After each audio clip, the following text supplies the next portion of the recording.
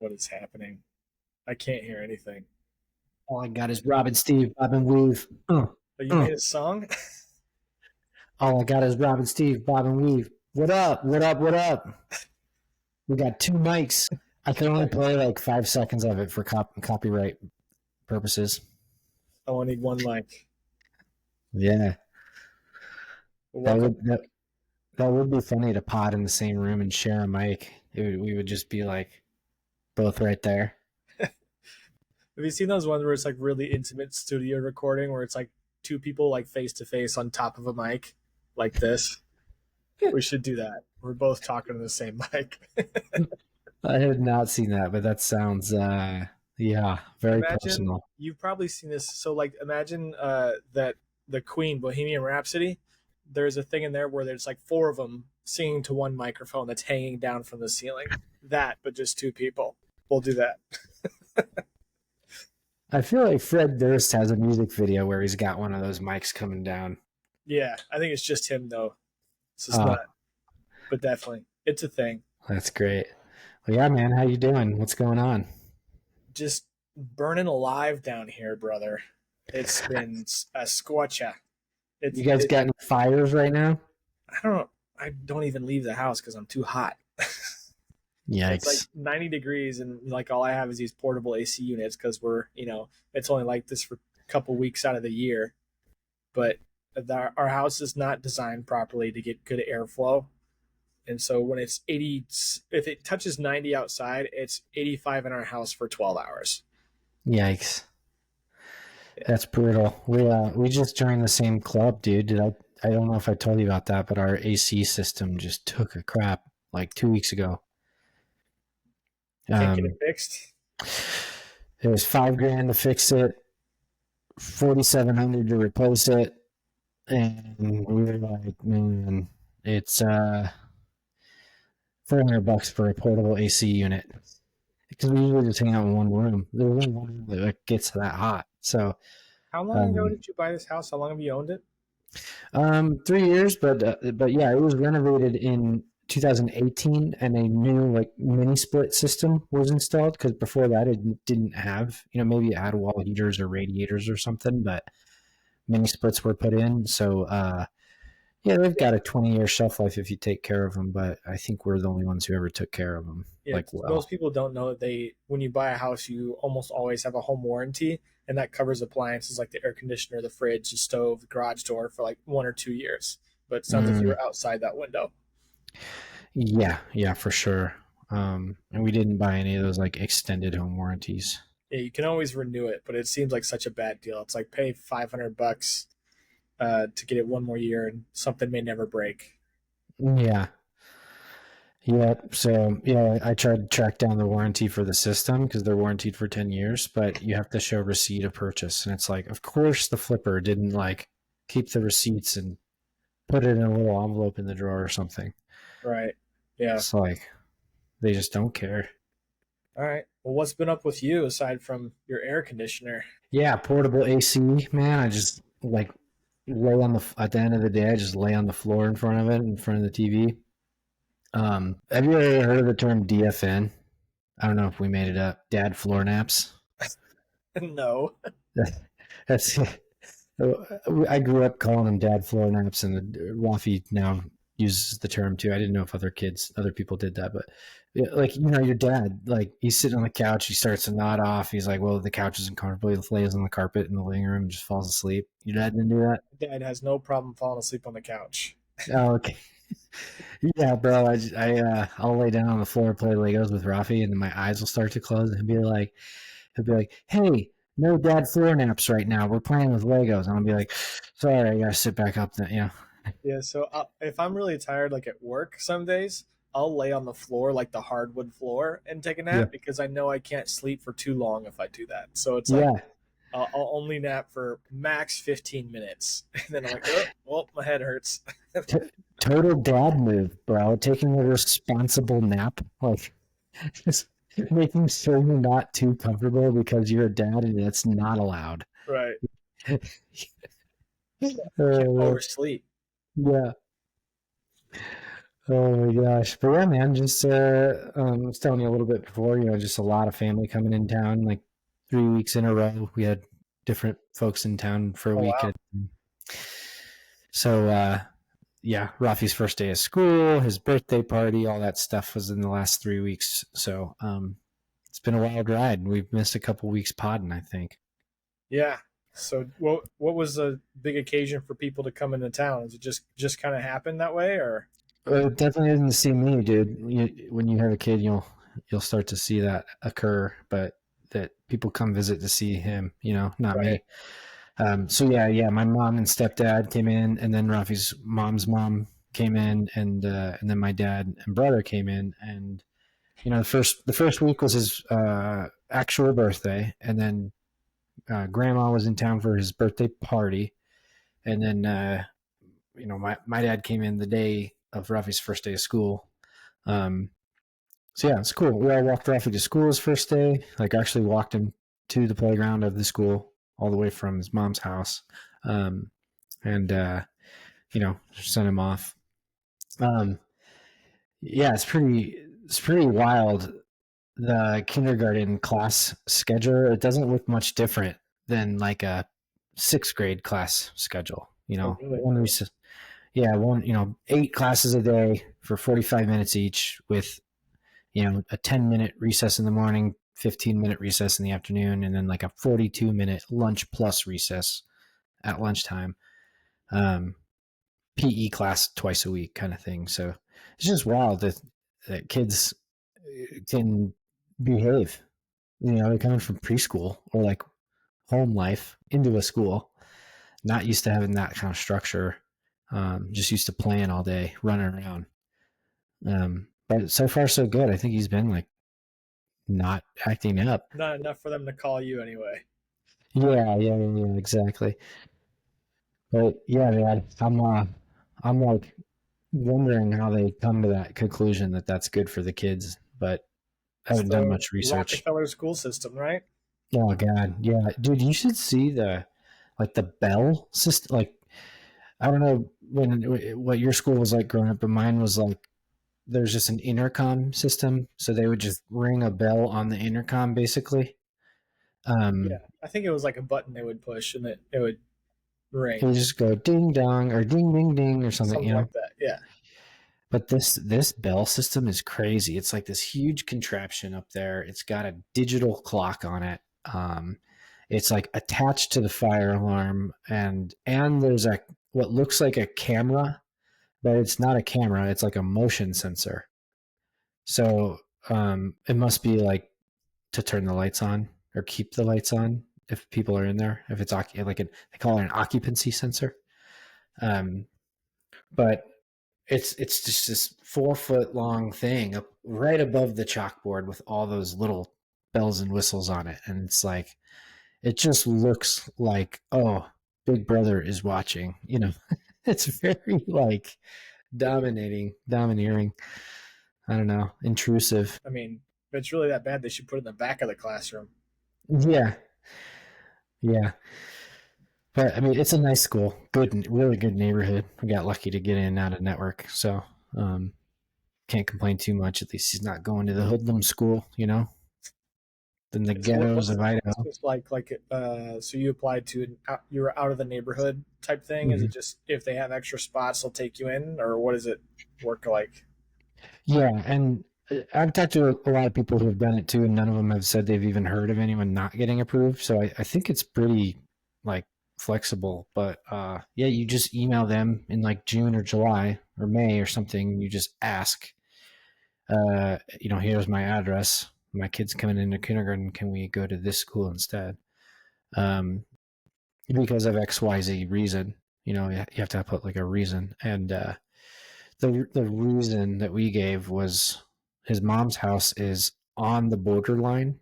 So it's like one side of the street goes to Washington Elementary and the other side of the street goes to the other elementary. But she's, as when it comes to walking, she's like 3 blocks from the school that he's going to, but she's like 8 blocks away from the school we're in network for. Uh, So it just made more sense. She's like, I work from home. It'd be nice to just walk him. Uh, So that was the reason we gave and got in. But yeah, it's just like a better school than the one he's in network for. And it's all public school too, right? Yeah. The public schools here aren't that bad. There's like no crime here in Boise at all, pretty much. Interesting. So all the schools are like nice, and there's no like problem areas. So he gets to walk to school when he's at mom's house. What about your house? Is it Mm-hmm. a good decent drive, or how close are you? No, it's a little bit farther. So I live on, right off of that main busy street called State Street. I live right off it, and both of these schools in question are on the other side of State Street. So if I were to walk, like 75% of the duration of the walk would be waiting to cross the street. Um, so to me, they're kind of similar. I have to drive anyway. It's like one's 4 minutes and the other one's 6 minutes. So yeah, it's not a big deal for me. Um, I might ride my bike, you know, even though he's a little farther. I might ride my bike on days that it's not scorching hot. So Yeah, that's just got to cool. cross that street. So I know there was a big decision, or at least we talked about it a few months ago about homeschooling versus public schooling, and about how homeschooling is much more time efficient. But obviously, you have your kid all day, so you have to be a parent all day. And Mm-hmm. obviously, he's going to the school. It's got a very strange structure. I guess it's not strange. Maybe it's just the way the world works. But it seems strange for how he used to live. So I mean, how are you thinking about that? Considering that in your Yeah. decisions moving forward. Well, my main concern is, I mean, you've probably seen, the reports on, the studies show that kids who start learning later end up being better off come like teenage years. They're more advanced in teenage years, and that's because rather than just being told to sit down, be quiet, sit still and listen, they're actually playing and actively learning by doing for like longer in their childhood. So to me, it's like, he is 6 and is old for kindergarten now, but it's like I said, that like that bell system and stuff. It's just the whole feel of it walking through there is, shut up and fall in line is kind of what it feels like. And my worry is that that's stifling for him. Um, I don't have the economic means to like just take off 4 hours a day and homeschool him, um, because you can get a lot done in 2, 3 hours.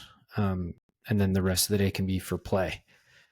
So, you know, I, um, I wanted to kind of start giving the school the benefit of the doubt and like ask the school system, how did you come up with this schedule for kindergarten, and why isn't there more playtime engineered into this? Do they really need English and language arts for an hour and 8 minutes? Every day? Can it be 25 and then the other half an hour they just play? I don't know. Um, and just understand the thought process behind it, because maybe there's just stuff I don't know, and that once I understand it would feel better. But right now, it just feels wrong. Just something about it doesn't sit right with the mindset that I've developed over the last 4 years of entrepreneur, style of thinking. Like you just sent him into a factory to go get brainwashed.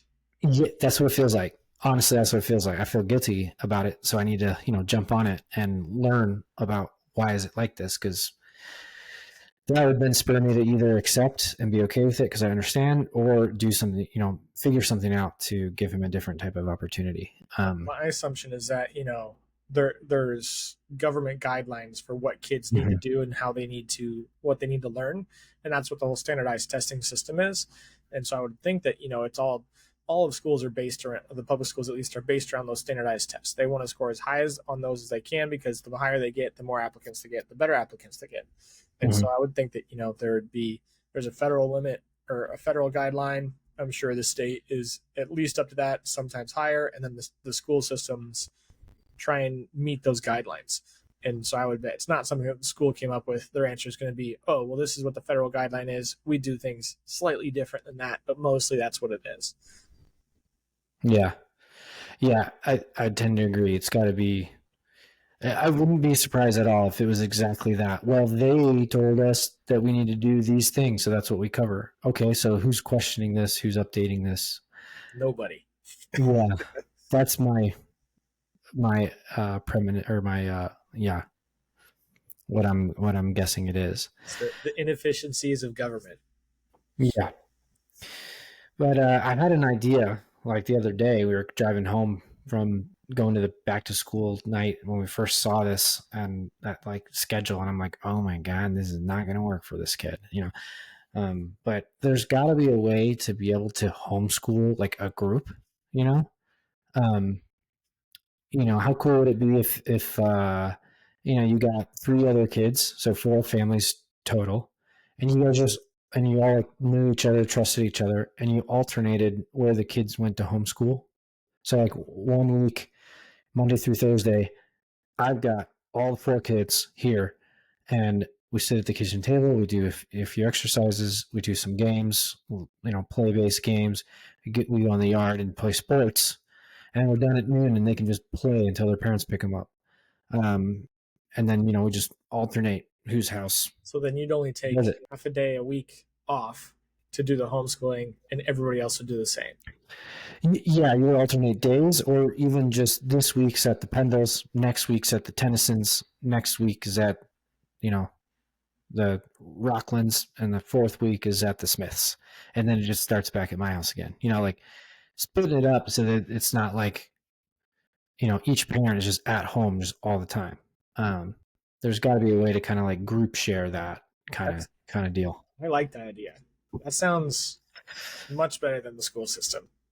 And it kind of Yeah. like I've always thought that like tribal living, like very small communities, was Hmm. like the most effective way to do things. But this kind of seems like that, like rely on a small group within your community of like-minded people and do something together and raise your kids together. um, and you can rely on the strengths and weakness or and not the weaknesses of each member. So if somebody else has got stronger math skills or better teaching in math, you can have them do the heavy math week. Or if you're better at language arts or whatever else you get they're learning, have it be a heavy week for that. I think that's really cool. I bet there's something out there that's like it, but if not, you should do it. Make it.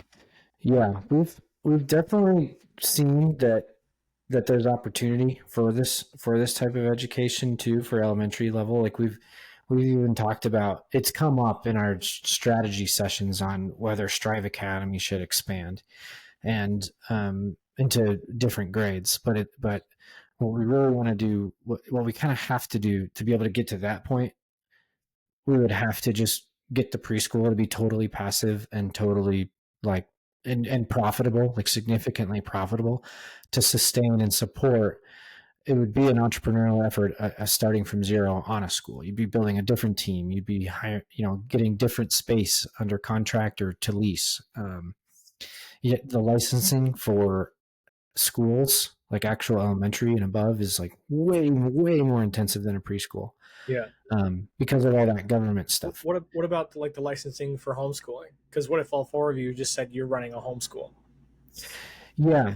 Um, I would need to look into that. What I do know, what I can tell you for sure that I do know, and I don't know specifics, but I know people do this. Like this guy I worked with at my old job, his wife, stay-at-home mom. They have four kids, and they were 5, 7, 9, and 11. And they homeschooled all four kids, and they got a government subsidy, like a payment for each kid every month for homeschooling. So the idea is, okay, you make that decision to homeschool. That's great. You're paying taxes, your property taxes um, for the school in your district, and you're not utilizing the resources you paid for. So they're reallocating some of that tax revenue from you back to you. Were they Um, in Idaho? yeah, that's in Idaho, yeah. Okay. So I would You should assume other talk states to. do that. I got a cousin who's homeschooling. I think she's on her fifth kid, and she's got it down to a science. So I think if you're really looking into it, I got to connect you to Yeah, I'd love to talk to him. Yeah, I'd love her. to. Her, I'd It's a love her to and a him, but learn she about does that. the school and he does the working. Hmm. Yeah, and maybe even partnering with somebody who's doing it already and just helping them expand with the resources that we have Yeah. could be a way. Yeah. Figure that out before I have kids, please. Yeah, it's pretty wild, man. Like I went to school, like I turned out okay, and I'm 99% of people turn out fine and are happy and safe and whatever. But when you send your own kid to it, man, am I being critical of it? Like, it makes me feel a little crazy because it's like there's I mean, 23 other. I don't think the goal of continuing generations is to be fine. We want to Yeah, true. excel, we want to exceed, we want to move society forward, and we want to be better. And so, like, if we feel like we're taking a step backwards or staying the same, I feel like that's the same thing. Like, we want something better for our kids than what we had, and I think that's what most generations look for. And I think that's kind of the feeling you're getting. It's like Preach. even if it was what I got, you know, we haven't improved on stuff in 20 years. Really? Like, come on. Yeah, I'm I'm gonna be the only dad at the PTA. By the way, dude, the best place to go if you're single is take your kid to kindergarten. Oh my god, so many single moms, dude. I'm just joking. I was like, that's really unfortunate, but good, I'm good just, information. I'm just joking. I'm just joking. But yeah, the PTA is like there's one guy there, but I don't think he's a straight guy. I think he's a parent. Like you know what I'm saying, and Yeah, and but I'm gonna be active on it and probably run for a position, and I'll be the only dude on it. So it's that's also interesting to me that there's not much father representation on the PTA committee, and that's like kindergarten through fifth grade. I think that's part of like the standard parental roles. Even way back in the day, the women are the ones who raise the kids, and I think it's kind of it hasn't fully retracted itself from that. And so even if it's not how your family acts, it's more of a community thing. Like if you're Mm-hmm. going to go hang out with people and join a community, do you want to join a group of a bunch of women or a bunch of men? You probably want to be around people that are like you. Yeah, we'll see how it goes. It's running the preschool is pretty tough being the only guy, so PTA might be a little bit overfilling my cup, but we'll see. Maybe it's a sign you should get some more men in your preschool. We've talked about that. Um, we've definitely talked about that, and it would definitely help with the gossip and stuff. But from what I understand, they had like a boy work there before, and he was really good looking. So then there was drama on like two girls had a crush on him, and it's Oh like my you god! can't win. You can't win. You tell them So to wear more clothes to work. Like look a little frumpier, please. You're distracting my yeah, kids. don't wear your shorts so short. It's Yeah, your fault. They're looking at you. Yeah. you have to wear long sleeves at all times. That's funny. Oh man.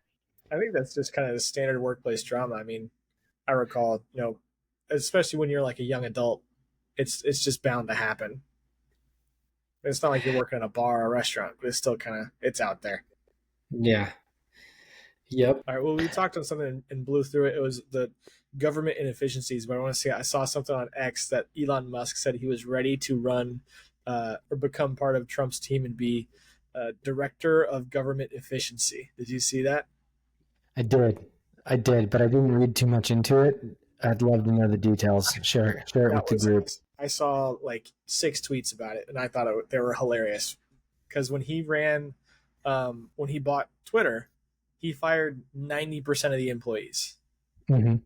90% of the employees, and everyone's like, oh, this company's never going to work, it's not going to run, like there's no one there to run the business, and like it's fine, it works, it does what it's Hmm. supposed to do.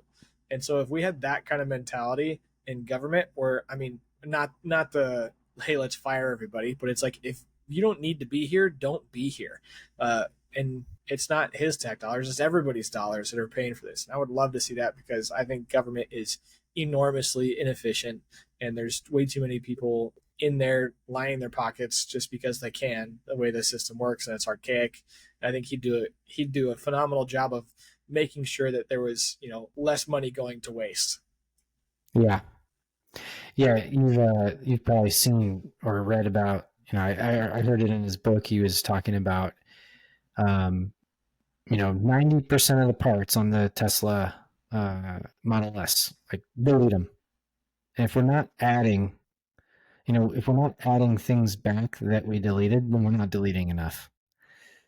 So he would get rid of like 9 things and then we have to put, one or two back for a performance issue when they were like designing it, right? But like if you ever open a door of a Tesla and look in, it's like, wow, it's just way fewer stuff on here. Yeah, I think that's kind of But cool though. It's, I mean, yeah. minimalist is very in right now. I think that's where a Uh-huh. lot of people are going, and just design in general. And he's doing it with cars. It does kind of look weird when you get in there. You're like, oh, I'm just in a box with nothing in it. Like, Yeah. I saw, you made me think of something that I think is related to this. I saw an article this morning about the Native American tribes in Idaho.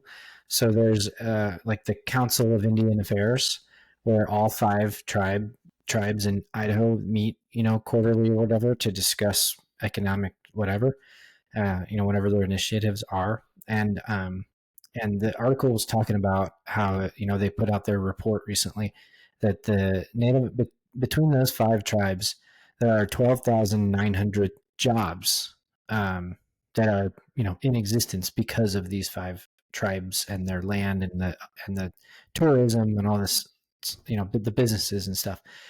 And it was saying that if all five tribes were to just effectively end all those jobs and just cut all those programs overnight, that the loss of those 12,900 jobs would send the entire state into a recession because it's like $1.5 billion of revenue coming in, to the state to those businesses. So I'm wondering, like, if Elon went and just like found, wow, 40% of these government jobs are freaking pointless, and would use, just by eliminating snail mail and making everything email on a blockchain, so it's secure. Would that send our whole country into a recession because a million so jobs many got people. cut? Yeah, that's interesting because I mean, he's so advanced with technology and computers and stuff. I'm sure that, like, I'm still a believer that the IRS shouldn't exist. And but if we got rid of the IRS, how many jobs? That's probably close to 100,000 jobs right there, Yeah, and that 100,000 families that aren't getting paid anymore. How would they repurpose their skills and their hours to still make a living? What would they do? yeah, yeah. That's a great question. It would make accounting degrees and that stuff worth a little less for probably 2 decades. Yeah, They'd go private sector, I guess, and like people would either get creative or they would, or or natural selection. Honestly, would occur where somebody who's actually got a degree and but doesn't have wherewithal to like get creative and make a living, maybe they would just go be a server or go work at McDonald's, um, hourly work somewhere that they're overqualified for. But yeah, that's a great question, man. What do you think would happen with those folks? How would they? Would it just be bootstrapping? What do you think would be their options? I mean, I don't know. I think I think a lot of them would just retire early because I mean the boomer generation has a they're sitting on an enormous amount of home equity, an enormous amount of cash. Like what is something like 70% of the nation's wealth is in the boomers' hands. And so I think it Mm-hmm. would force a lot of them just into retirement. They'd have to retire early and hope they don't live longer than their savings or live more frugally than what they were planning on. Um, but as for people who are not near retirement age, I think it would be a big, big problem. I don't. They'd have to find something else to do, like you said, go drive for Uber or be a server or do something like that. But and it would cause pretty catastrophic, family financial problems. And Mm-hmm. so I mean, I'm not Elon, but if I was doing it, I would try and find a way to mitigate that. Maybe like, hey, you're gonna get fired next year. Go find a new job, type thing. Yeah. Uh, in Idaho, I don't know if this is related or not, but yesterday we got an email from daycare subsidy. department. So health and welfare gives, food stamps, stuff like that. But they also provide subsidized daycare for people at certain economic levels or in levels of income. And they sent out a letter yesterday saying, we are cutting new applications effective immediately. So no one can apply for these benefits at all, starting in 2 days. They give you a 2 day notice, with the exception, of course, of foster kids, um, people with disabilities, and then kids with mental, cognitive. I don't know, kids with autism, stuff like that. Um, but like that's wild to me because that means that they're reducing by 90% the new applications will be reduced by like 90% because maybe 1 in 10 are one of those at-risk groups. Usually they are people who just I'm a hairdresser and it's mostly, or I'm a server and it's mostly tips, you know what I mean? Most of them are like they're making 40K but saying they make 15. um So it'll be interesting to see how that impacts things. I think I think we're gonna stop accepting new applications because we don't have the ability to, handle kids with autism or major physical disabilities or stuff like that. And foster kids tend to not come to us anyway. They're going to like the cheapest school possible in their neighborhood. So I don't think we're going to see any new kids coming in on that program. Um, Interesting. yeah, but yeah, I mean, Idaho's kind of doing it. The reason they said it was because they had upped the budget for that during COVID, and to keep the program sustainable, they are basically eliminating the program by 90% with no notice. Pretty wild. Pretty crazy. Oh man. Well, yeah, we'll see how that shakes out. And Trump also, I saw he's going to meet with RFK. Oh, Do really? you have any? Yeah. Okay. Okay. So you're just hearing about this? I had heard that RFK might join the Democratic Party. I didn't. I mean, if they're planning on meeting, they could do that. But I think I saw him tweet or something that he was considering dropping out and joining the Democratic Party. And I know Trump has said that he likes RFK and he would have him on his team, but I haven't heard it from Mhm. RFK. He definitely tweeted last night, or I saw it. I don't do Twitter. I saw it on Instagram. That he said Kamala's campaign is non-responsive to my invitations for a meeting, and Trump has taken a meeting with me, and we're going to talk about it. Maybe it might make sense for me to serve on his cabinet. So we'll see. I hope he keeps moving forward. I Playing think both Kamala's sides, going to get though, huh? stomped. Huh? He's playing both sides of the fence. Perfectly fine with me. Like the things he's running on. I don't care what position he's in as long as he's making a difference, right? I mean, he's most about like health and environmental safety. So like Yep. maximizing nutrition and why are we putting these things? Why do we have increased rates of autism and that kind of stuff? Yeah, he wants more accountability in vaccines and more transparency in the studies of thereof, and he's all about uh, you know in education. He's about kind of reanalyzing what's most important, and he's also yeah, real big on poisoning our food stuff. And he's an environmental lawyer, Yeah. All right. when it comes to actual Sure. environment. But Sounds good. Improve those things. yeah, but we want to see it, right? We'll see if anybody lets him. But I mean, dude, at some point, all this stuff, I don't want to go too conspiracy theory, but all this stuff with pharmaceuticals, the pharmaceutical industry being in bed with, food industry, it's like at some point this is going to topple, right? Enough people are going to wake up to this and not accept it anymore. Um, at some point, it's going to be foolish for anyone running for office not to oppose that conflict of interest. It's going to get harder and harder to Yeah, I think excuse it. the only thing that could be like a logical debate, but for that is, the cheap foods are chemically processed, made in a Hmm. factory food. So it's like, okay, if you get rid of these, you're making it more expensive for Americans to feed their families. Hmm. But you True. if you do that, but then you do a longer analysis of, okay, well, you also have a much smaller chance of having diabetes, and that's another $300 a month you're never going to have to pay for insulin or the tools you need to manage that. So it's hard to it's short term financing versus long term finance, and it's a lot of people don't even consider long term. They're just worried about how do I get by the next 2 weeks till my next paycheck. Yep. My favorite phrase of the last 4 or 5 years since I heard it. I'm too poor to wear cheap boots. Right? Like I go to TJ Maxx every 3 months to buy new shoes for $50 because they keep breaking. Well, you know, why not just spend $200 on a pair of boots that'll last you 5 years? Um, so you Did know, you come up with that one, or who said that one?